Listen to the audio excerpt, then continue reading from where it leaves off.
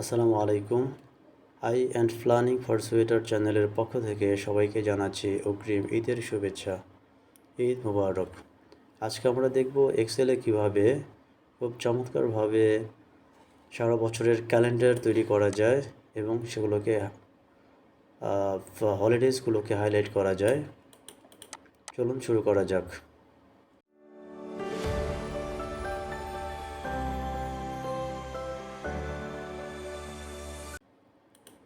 তো এখানে আমরা দুটো শিট নিয়েছি আগে থেকে, একটা হলো ইয়ারলি ক্যালেন্ডার, একটা হলো ইনফো। ইয়ারলি ক্যালেন্ডারে আমি সাল লিখে রেখেছি, মাস দেওয়া আছে 12 মাসের নাম এবং 1 থেকে 31 তারিখ দিয়ে রেখেছি। এবং ইনফো যে শিটটা আছে এটাতে আমি 2023 সালের হলিডেজ এবং 2024 সালের সম্ভাব্য হলিডেজগুলো লিখে রেখেছি। তো আমরা প্রথমে কি করব, আমরা এখানে ডেট নিয়ে আসব, তারিখ নিয়ে আসব, তারপরে আমরা হাইলাইট নিয়ে কাজ করব।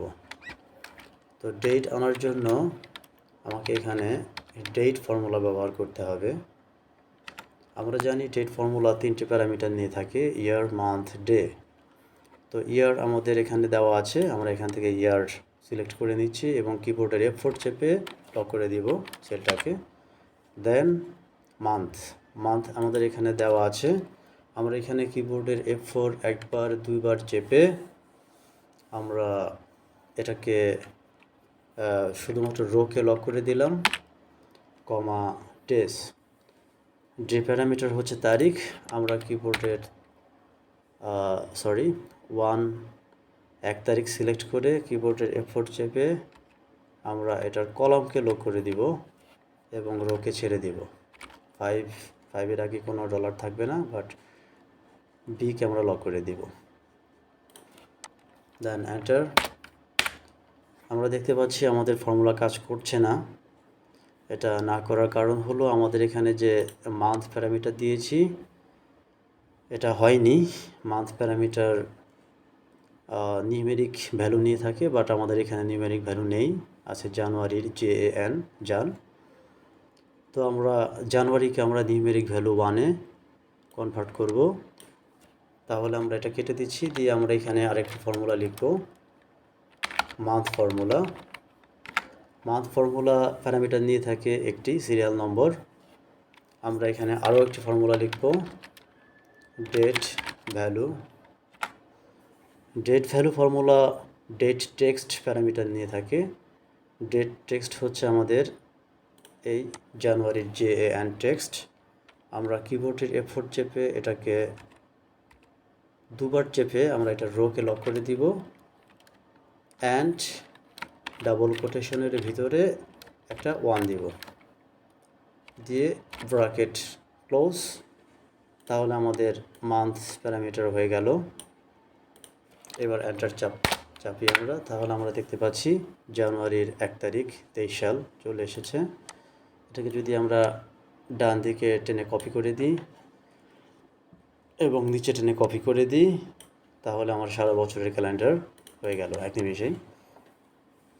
তো আমাদের এখন এখানে কিছু ট্রিমসের কাজ করতে হবে, যেমন জানুয়ারি 31 জানুয়ারি ঠিক আছে, ওকে। আর ফেব্রুয়ারি 28 দিনে হয়, শেষের 3 দিন আমরা কেটে দিচ্ছি। মার্চ 31 তারিখ ঠিক আছে, মেয়ের 1 তারিখ এখানে হবে না, 31শে মে ঠিক আছে, জুলাই কেটে দিচ্ছি, 31 জুলাই 31 আগস্ট ঠিক আছে, অক্টোবর কেটে দিচ্ছি, দেন ডিসেম্বর কেটে দিচ্ছি, ঠিক আছে। এখন তো আমাদের সারা বছরের ক্যালেন্ডার হয়ে গেল। এবার আমাদের এটাকে হাইলাইট করতে হবে হলিডেজগুলো। তো হলিডেজগুলো কীভাবে হাইলাইট করা যায়,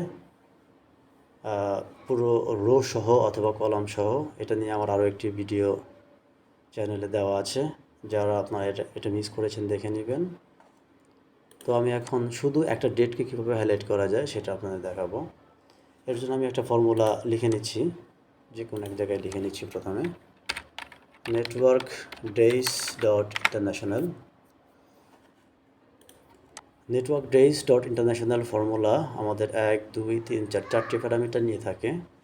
3টি দুটি হচ্ছে কম্পালসারি, দুটি হচ্ছে অপশনাল। আমরা 4টি প্যারামিটার ইউজ করব। প্রথম প্যারামিটার হচ্ছে স্টার্ট ডেট। আমরা স্টার্ট ডেট 1 জানুয়ারি এটা নিয়ে নিচ্ছি।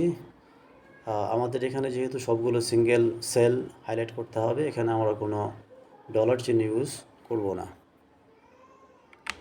কমা ইন্ট ডেটও সেমভাবেই 1 জানুয়ারি, কমা উইকেন্ড সাপ্তাহিক ছুটির দিন আমাদের ফ্রাইডে, তাহলে ফ্রাইডে কোড হবে 16, কমা দেন হলিডেজ, পাবলিক যে হলিডেজগুলো আছে আমি একটা লিস্ট বানিয়ে রেখেছি আগে থেকেই, আমি এটাকে সিলেক্ট করে দিচ্ছি। 23-24 2 বছরের উইকেন্ড আমি সিলেক্ট করে দিচ্ছি, দিয়ে কিবোর্ডের F4 চেপে আমি এটাকে লক করে দিচ্ছি, ব্র্যাকেট ক্লোজ, এন্টার। তাহলে আমাদের ফর্মুলা লেখার কাজ শেষ। আমরা ফর্মুলাটাকে কপি করব,